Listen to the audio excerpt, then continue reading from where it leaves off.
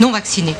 Assumé, complètement. J'ai été punie pendant toutes ces années. Je ne vous parle pas du confinement et de tout ce que j'ai subi contre mon droit de citoyenne. Alors, hormis tout ça, il y a quand même justement du droit, qui est aussi important que la santé, parce que le droit nous permet de nous sentir bien dans notre tête. Et si on est bien dans notre tête, on sera bien dans notre corps. Et si on est bien dans notre corps, on sera bien dans notre tête.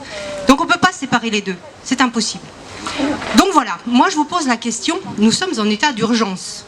Nous sommes en état d'urgence depuis le terrorisme, les vagues de terrorisme. Ça nous a apporté quoi? Absolument rien. Des gens qui défilent avec des grands fusils. Et moi j'ai eu l'occasion de les côtoyer puisque j'étais à la gare de la Pardieu pendant quelques mois. Et quand je les passais, quand je les croisais ou quand je les voyais, je me disais tiens, si un jour il y a un attentat, serais-je tué par une balle de terroriste ou par une balle de ces grands fusils que portent nos vaillants soldats qui nous défendent? Donc voilà, nous sommes en état d'urgence. Nous avons rajouté l'état d'urgence sanitaire qui va normalement être revu au 31 juillet. Revu, hein, attention, tout le monde va être le petit doigt sur la couture du pantalon, peut-être pas, peut-être. Toujours pareil, je ne sais pas.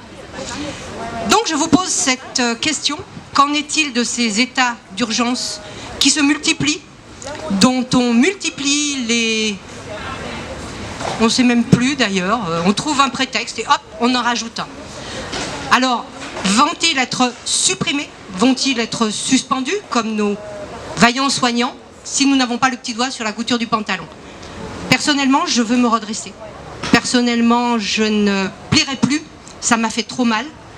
Donc, je vous pose la question, supprimerez-vous, aiderez-vous à supprimer tous nos états d'urgence qui nous sont imposés?